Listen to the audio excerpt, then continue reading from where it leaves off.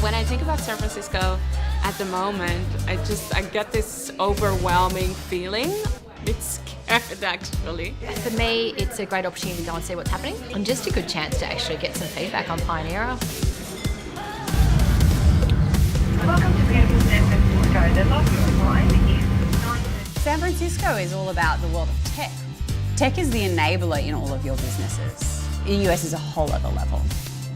The level of network support, the government investment in this space is huge. What can we learn from it? But also, how can you plug into it?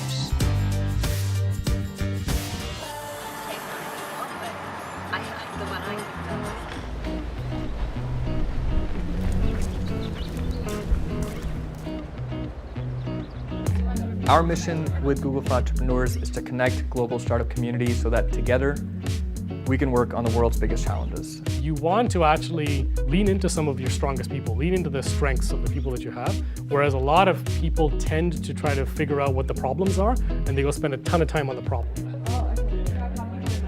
Your first few hires, they really need to be deeply grounded in your mission, right? Because they're going to sort of help you build that out. And really work on building those relationships. And that's just you need to carve out space for that and time. You've got to figure out what's going to work again for your organization. Bringing a group of women who are aspiring to start global tech companies to Silicon Valley is about so much more than just exposing them to successful companies. This is about bringing them into the place that we're trying to change. This is where the massive problem that is the lack of women in tech and innovation was born. People are really looking for soul in their work. They're really looking for opportunities to help and support and serve. It's not really about me. I represent the communities of people who don't get to sit in rooms like this. You know, the reason we are here today is because someone else saw us in the room before we got here, right? We have been supported and valued and taught, and that does not always happen.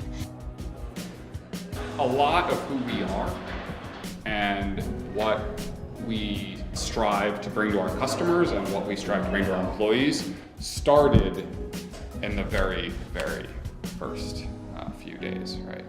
And how you create the vision for your company in that first year, it will affect thousands of people's lives if everything goes according to plan.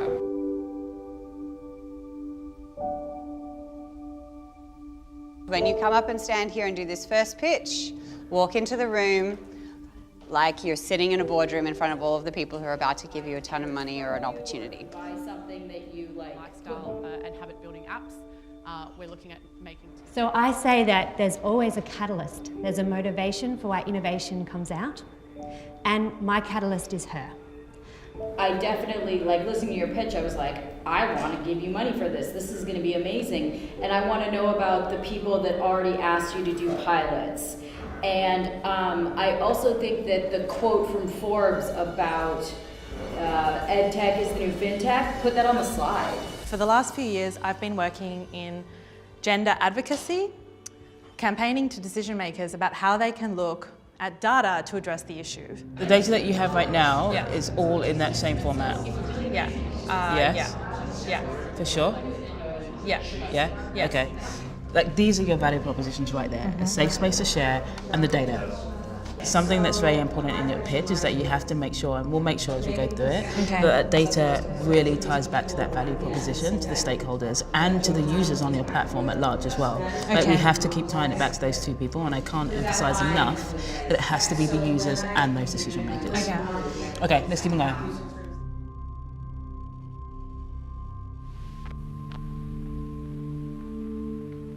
On this trip, Nicola said, do you really think that you've got what it takes to do big data and run a big data company? It was devastating, but it forced me to kind of think about it and think about what I need to do. Realize that I bring so many different strengths to what I'm doing, and I don't have to be everything. I'm not a data scientist, and I don't have to be one, but it's something that I'm definitely looking to have in the future. Pitching to investors in San Francisco is not about securing investment. These are not investors who would necessarily have opened their doors to a meeting with our founders. They're just too early on their journey. They don't have enough answers. To hear from them about what they look for when they're investing and to hear the objections, that's the gold. And right now it's the solar industry that really needs to be disrupted by putting people back into the tech.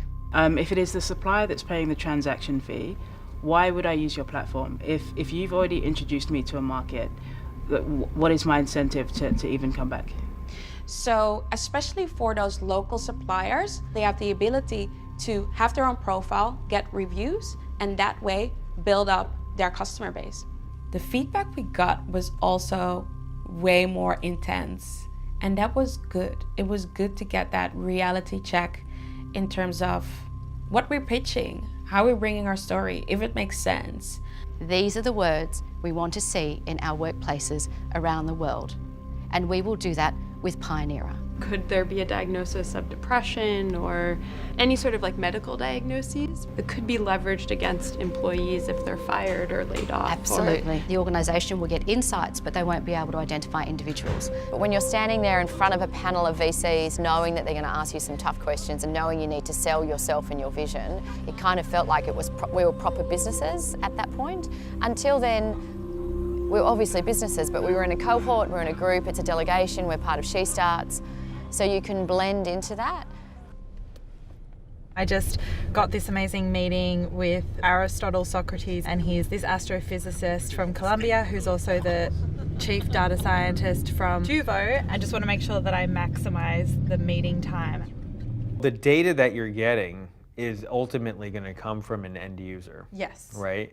So you have to incentivize them to give the data. Yes. So there needs to be a product for them. There needs to be a product for them. I think you're right. I would love to continue seeking your advice. Sure. If that's okay. Yeah, I'd love to, yeah. Awesome. Yeah. Cool. It did really spark my thinking around, what product am I creating for the person that's putting in the data? Like, what are they really getting out of it? If I'm going to make this a success, like the value proposition is data, I need to either have those skills myself, get someone on board that has them, and do it really well.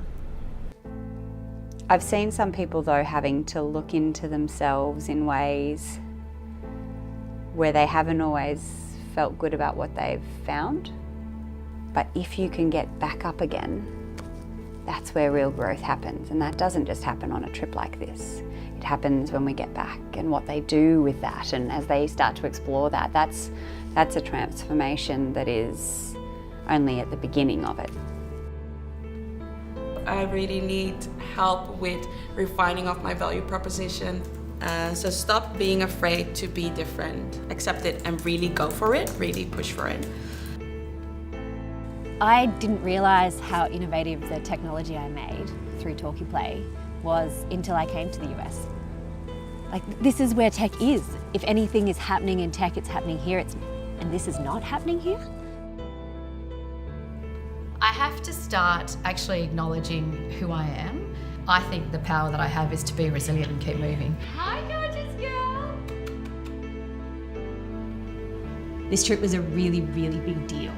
We had to seem all really cool, calm and collected, but getting to go into these companies and having these doors opened up, lifting that ceiling for us, I'm really aware of how huge a big deal this is.